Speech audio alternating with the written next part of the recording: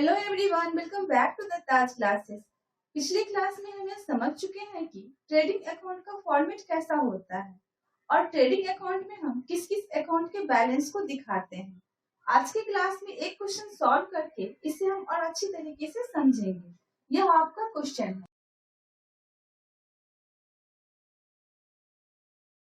यह trading account का format है। पिछले क्लास में हम यह समझ चुके हैं कि इसमें सबसे पहले हम ओपनिंग स्टॉक को दिखाते हैं। तो यहाँ पर हम दिखाएंगे to opening stock,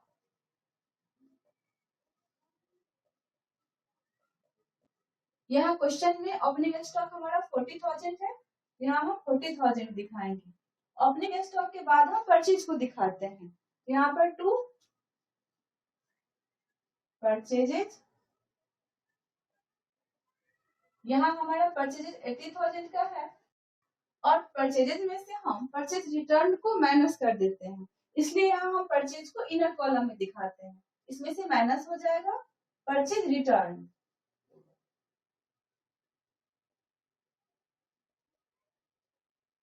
purchases return को हम रिटर्न आउटवर्ड भी कहते हैं। इसको हम माइनस कर देंगे। यहाँ क्वेश्चन में 30,000 का हमारा परचेजेज रिटर्न है, इसको हम माइनस कर देंगे। यहाँ आ जाएगा हमारा 50,000। परचेज के बाद हम सारे डायरेक्ट एक्सपेंस को दिखाते हैं। यहाँ हम सारे डायरेक्ट एक्सपेंस को दिखाएंगे। टू, यहाँ क्वेश्चन में डायरेक्ट एक्सपेंस में हमारा दिया हुआ है freight inward,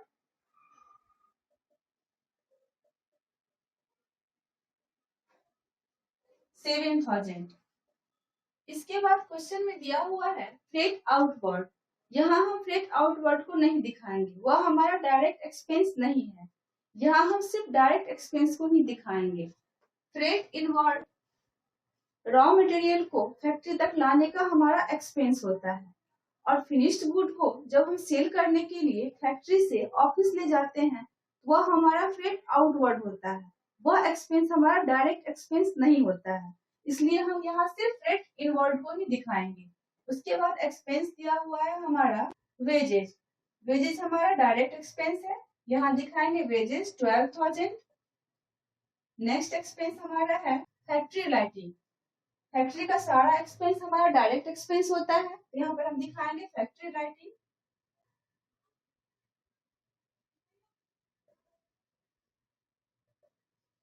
factory lighting 20,000।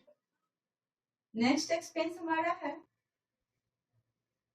Coal, gas and water, 3,000। Next expense है carriage on purchase.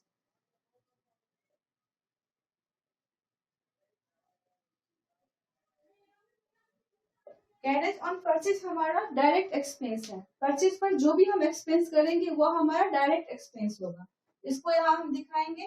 Carriage on purchase हमारा है 15,000। इसके बाद नेक्स्ट एक्सपेंसेस दिया हुआ है carriage on sale. Carriage on sale हमारा डायरेक्ट एक्सपेंस नहीं है, यह सेल पर हमारा एक्सपेंस है, इसलिए इसको हम डायरेक्ट एक्सपेंस में नहीं दिखाएंगे।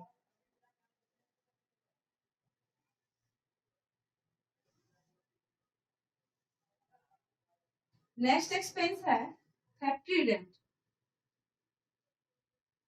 फैक्ट्री रेंट हमारा डायरेक्ट एक्सपेंस है। फैक्ट्री का जो भी एक्सपेंस है वह हमारा डायरेक्ट एक्सपेंस है। यहाँ पर हम दिखाएंगे फैक्ट्री रेंट 25,000। फैक्ट्री रेंट के बाद क्वेश्चन में यहाँ ऑफिस रेंट दिया हुआ है। ऑफिस रेंट हमारा डायरेक्ट एक्सपेंस नहीं है, इसलिए उसको यहाँ हम नहीं दिखाएंगे। क्रेडिट साइड इनकम में सबसे पहले हम सेल को दिखाते हैं। यहाँ पर हम सेल को दिखाएंगे। सेल हमारा दिया हुआ है 5 लाख। 5 लाख को हम इनर कॉलम में दिखाएंगे और सेल में से हम सेल्स रिटर्न को माइनस कर देते हैं। यहाँ पर हम माइनस कर देंगे सेल्स रिटर्न को। सेल्स रिटर्न को हम रिटर्न इनवर्ट के नाम से भी लिखते हैं। यहाँ पर हमारा सेल्स रिटर्न दिया हुआ है 35,000, तो नेट सेल हमारा हो जाएगा 4,65,000। सेल के बाद यहाँ पर हम क्लोजिंग स्टॉक को दिखाएंगे।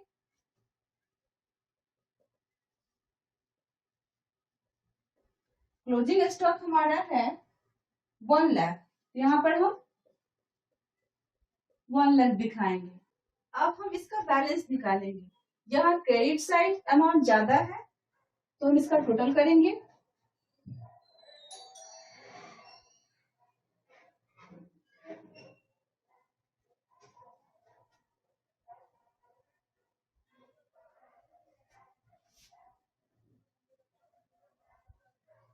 क्रेडिट साइड टोटल ज्यादा है, दैट मीन्स कि इनकम हमारा ज्यादा है, तो इसका बैलेंस यहाँ आएगा और यह हमारा ग्रॉस प्रॉफिट होगा, और ग्रॉस प्रॉफिट को हम प्रॉफिट एंड लॉस अकाउंट में ट्रांसफर कर देते हैं। यहाँ पर बैलेंस हो जाएगा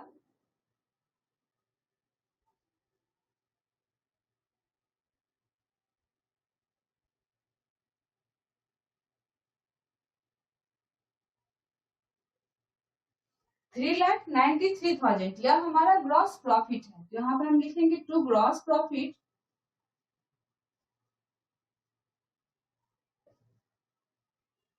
ट्रांसफर टू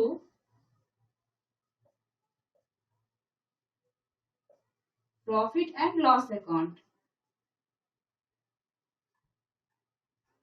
यहाँ पर ग्रॉस प्रॉफिट आया है 3,93,000। ट्रेडिंग अकाउंट को अलग से बनाने का एक मेन कारण यह है कि जो गुड हम सेल किए हैं उस पर हमारा कॉस्ट कितना आया है, इसकी जानकारी हमें ट्रेडिंग अकाउंट से मिलती है। कॉस्ट ऑफ गुड सोल्ड का फॉर्मूला होता है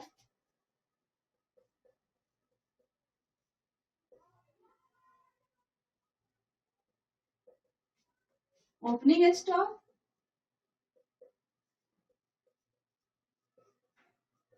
plus net purchases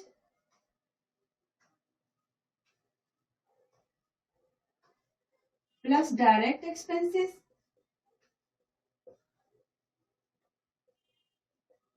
minus closing stock. Cost of goods sold निकालने के लिए हम ओपनिंग स्टॉक में नेट परचेजेज को ऐड कर देते हैं। नेट परचेज में परचेज रिटर्न को माइनस करने के बाद जो अमाउंट बचता है वह हमारा नेट परचेज होता है। तो नेट परचेज को यहाँ हम ऐड कर देते हैं, और जितने भी डायरेक्ट एक्सपेंसेस होते हैं उसको भी हम ऐड कर देते हैं, और जो स्टॉक सेल होने से रह जाता है उसको क्लोजिंग स्टॉक के नाम से यहाँ हम माइनस कर देते हैं। तो यहाँ पर जो सेल किए हम 4,65,000 का, उसका कॉस्ट ऑफ गुड्स सोल्ड हमारा होगा, ओपनिंग स्टॉक हमारा 40,000 है plus net purchases 50,000 plus total direct expense हमारा है 82,000 माइनस क्लोजिंग स्टॉक हमारा है 1 लाख का। तो कॉस्ट ऑफ गुड्स सोल्ड हो जाएगा 1,72,000 माइनस 1 लाख 72,000।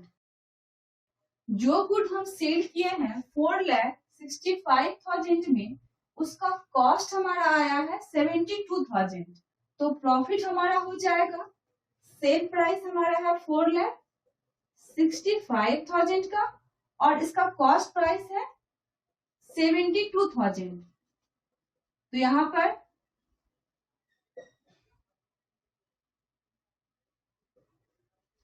3,93,000 हमारा प्रॉफिट निकला है, और यहाँ हमारा प्रॉफिट आया है 3,93,000। इस तरह कॉस्ट ऑफ गुड्स सोल्ड की जानकारी हमें ट्रेडिंग अकाउंट से मिलती है। Opening stock plus net purchases plus direct expenses, ये हमारा कॉस्ट ऑफ प्रोडक्शन होता है। तो कॉस्ट ऑफ गुड्स सोल्ड का दूसरा फॉर्मूला हो जाएगा, ये हमारा पहला फॉर्मूला हो गया। दूसरा formula cost of goods sold is equal to opening stock plus net purchases plus direct expenses, यह हमारा कॉस्ट ऑफ प्रोडक्शन होता है। Cost of production minus closing stock, अगर ओपनिंग स्टॉक, नेट परचेजेस और डायरेक्ट एक्सपेंसेस के बदले हमें cost of production दिया हुआ है, तो उसमें से हम क्लोजिंग स्टॉक को माइनस करके कॉस्ट ऑफ गुड्स सोल्ड निकालेंगे। तीसरा फॉर्मूला होता है cost of goods sold equal to net sale minus gross profit.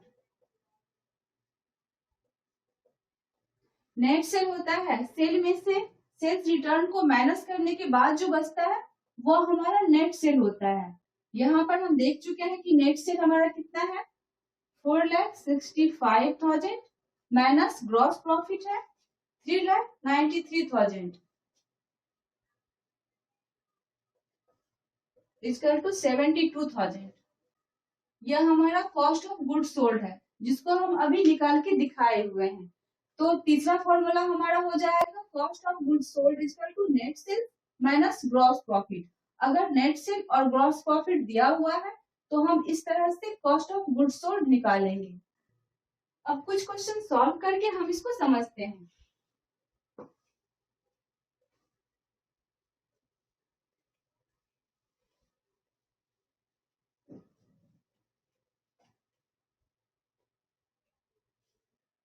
यह क्वेश्चन में नेट सेल्स हमारा दिया हुआ है 6 लाख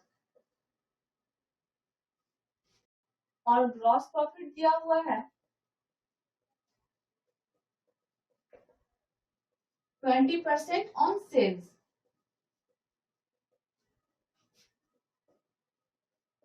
फाइंड आउट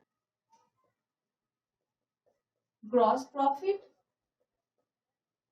एंड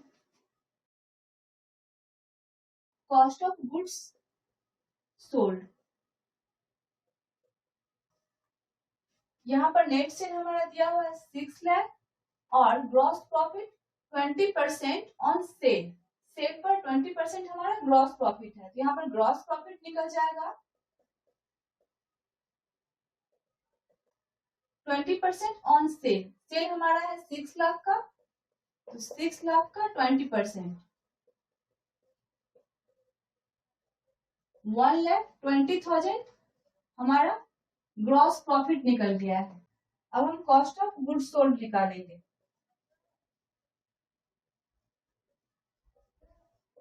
यहाँ पर हमें नेट सेल का पता है और ग्रॉस प्रॉफिट का पता है, तो फॉर्मूला है यहाँ पर net sales minus gross profit equal to cost of goods sold. यहाँ पर हो जाएगा net sales minus gross profit. Net sale हमारा है 6 लाख का, 6 लाख माइनस 1,20,000, तो कॉस्ट ऑफ गुड्स सोल्ड हमारा निकल जाएगा 4,80,000। यह हमारा कॉस्ट ऑफ गुड्स सोल्ड निकल जाएगा। अब अगर यहाँ पर ग्रॉस प्रॉफिट 20% ऑन सेल के बदले 20% ऑन कॉस्ट होता तो हम ग्रॉस प्रॉफिट और कॉस्ट ऑफ गुड्स सोल्ड कैसे निकालते?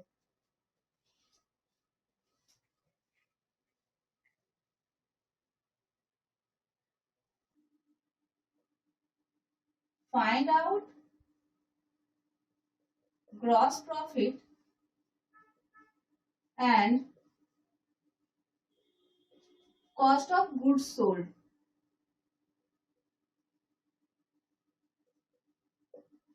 यहाँ ध्यान देंगे कि नेट सेल्स हमारे यहाँ पे 6 लाख है और ग्रॉस प्रॉफिट 20% ऑन कॉस्ट है।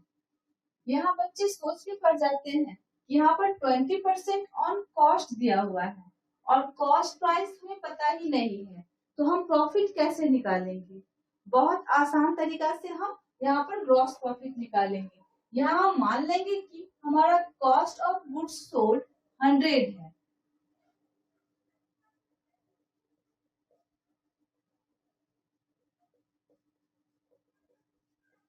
और ग्रॉस प्रॉफिट हमारा 20% ऑन कॉस्ट है, तो ग्रॉस प्रॉफिट हो जाएगा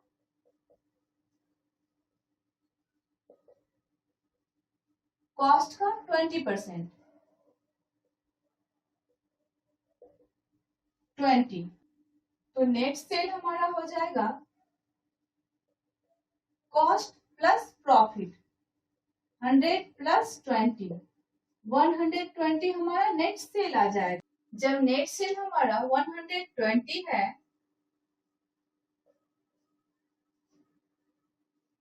तो ग्रॉस प्रॉफिट हमारा 20 आ रहा है।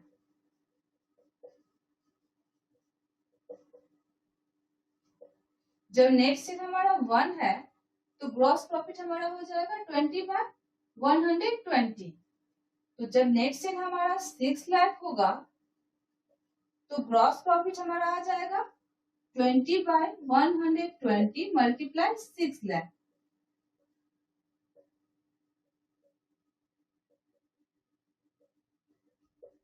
इस तरह जब नेट सेल हमारा 6 लाख होगा तो ग्रॉस प्रॉफिट हो जाएगा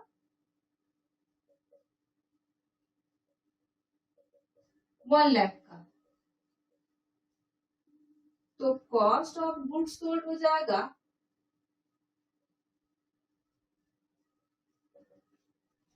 net sales minus gross profit.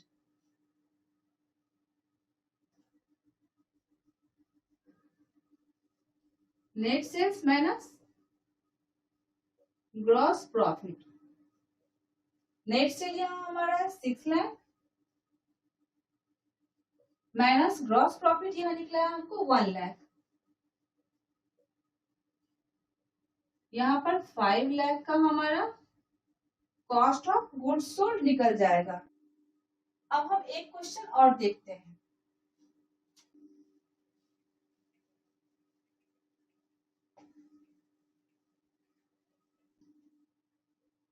Question में कह रहा है कॉस्ट ऑफ गुड्स सोल्ड दिया हुआ है 6 lakh,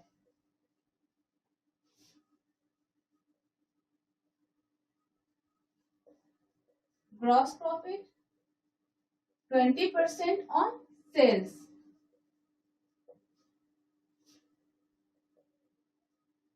find out gross profit and net sales. यहाँ क्वेश्चन में कॉस्ट ऑफ गुड्स सोल्ड दिया हुआ है 6 लाख का और ग्रॉस प्रॉफिट कह रहा है 20% ऑन सेल्स। सेल का वैल्यू यहाँ क्वेश्चन में नहीं दिया हुआ है और ग्रॉस प्रॉफिट कह रहा है 20% ऑन सेल और हमें यहाँ पर फाइंड आउट करना है ग्रॉस प्रॉफिट और नेट सेल्स। इसे भी हम बहुत ही आसान तरीके से निकालेंगे। यहाँ हम मान लेंगे कि net sales is equal to 100, तो ग्रॉस प्रॉफिट हो जाएगा 20% ऑन सेल, तो 100 का 20% 20, तो ग्रॉस प्रॉफिट हमारा निकल जाएगा 20। तो कॉस्ट ऑफ गुड्स सोल्ड हो जाएगा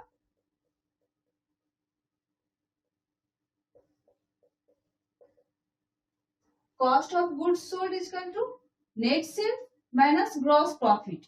यहाँ पर नेट सेल है 100 माइनस ग्रॉस प्रॉफिट है 20, तो कॉस्ट ऑफ गुड्स सोल्ड हो जाएगा 80। जब कॉस्ट ऑफ गुड्स सोल्ड 80 है तो ग्रॉस प्रॉफिट हमारा आ रहा है 20। जब कॉस्ट ऑफ गुड्स सोल्ड 1 होगा तो ग्रॉस प्रॉफिट हो जाएगा 20 बाय 80 और जब कॉस्ट ऑफ गुड्स सोल्ड होगा 6 लाख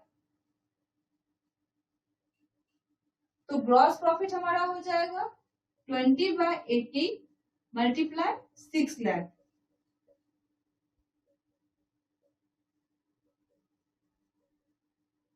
तो ग्रॉस प्रॉफिट हमारा हो जाएगा 1,50,000 और नेट सेल हो जाएगा कॉस्ट ऑफ गुड्स सोल्ड में अगर हम प्रॉफिट को जोड़ देंगे तो नेट सेल हमारा निकल जाएगा। तो net sale is equal to